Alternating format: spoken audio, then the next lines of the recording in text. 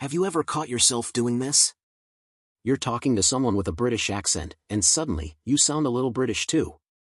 Or you're at work, speaking all professional and polished. Yes, absolutely. I'll circle back on that.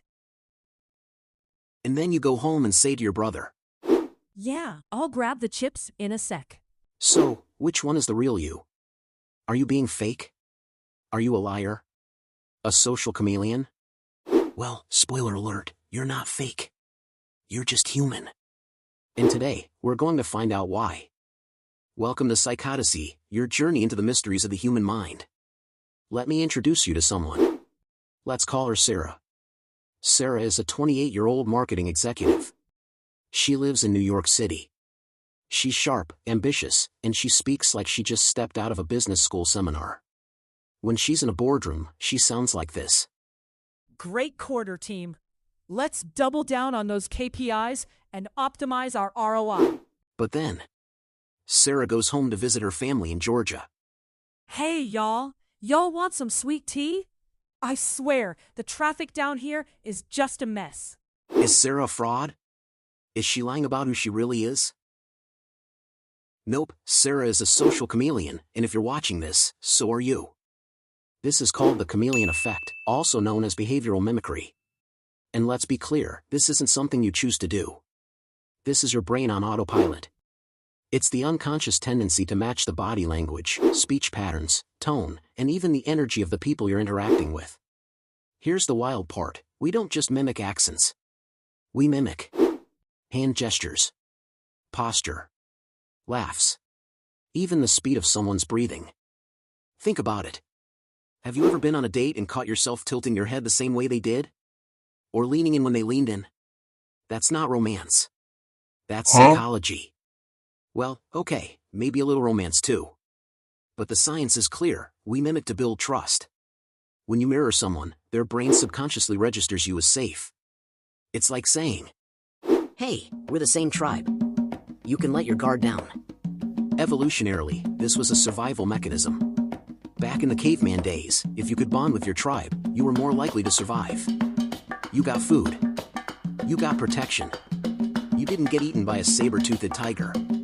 So your brain learned, fit in, or die. And yes, that's dramatic. But so is a saber-toothed tiger. Psychologists Chartrand and Barg, yes, those are real names, studied this in 1999. And their experiment was deliciously sneaky. Here's what they did. They paired participants with a partner, who was actually a researcher in disguise. The researcher would deliberately do things like touch their face, shake their foot, cross their arms. And what happened? The participants unconsciously mimicked them. They touched their faces. They shook their feet. They crossed their arms. But here's the kicker. When the researchers asked them later, hey, did you copy anything your partner did? They all said, nope. Not at all. I have no idea what you're talking about. They had no idea they were doing it. This happens in real life all the time. You catch yourself matching someone's energy, adopting their vocabulary, even mirroring their posture without a single conscious thought. It's not fake. It's not manipulative. It's your brain saying, I like this person. Let's connect. But here's the twist. There's a dark side to the chameleon effect. People who mimic too much are actually perceived as manipulative. Yes. The very thing that helps you connect can also make you look creepy. Think about it. Have you ever met someone who was too eager to agree with you? Too quick to mirror your energy? Too desperate to please? It feels off, right? There's a fine line between building trust and being creepy. If you're too eager to mirror, people sense something is wrong. Their internal alarm goes off. Is this person trying to trick me? So what's the sweet spot? Subtlety. A slight head tilt. A gentle hand gesture that matches theirs. Matching their energy level without being obvious. In psychology, this is called the Goldilocks zone of mimicry, not too little, not too much. Just right. And yes, I'm comparing social interaction to a fairy tale about porridge. That's the level we're at. Let's take a moment to appreciate how weird this all is. You are constantly changing who you are based on who you're with. You text your best friend like this. OMG, girl, you won't believe what happened.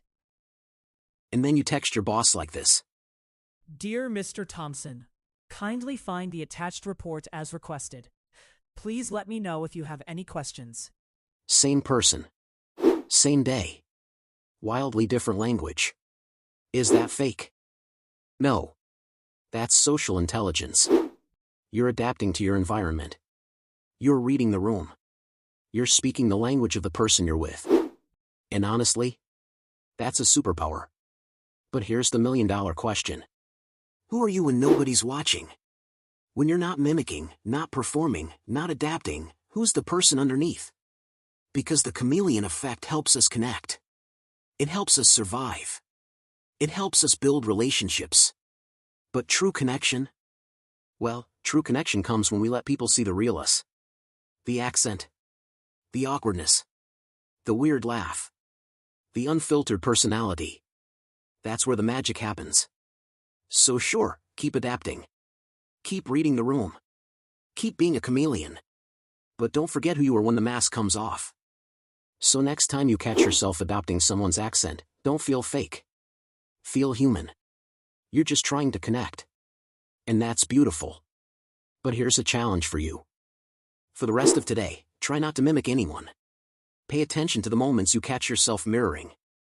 You'll be shocked at how often it happens. Drop a comment below. What's the weirdest thing you've ever mimicked without realizing it? I once caught myself nodding in sync with someone for a full 10 minutes. It was weird. Your turn. Subscribe to PsychOdysseyyy for more journeys into the human mind. And remember, you're not fake. You're just adaptable. See you in the next video.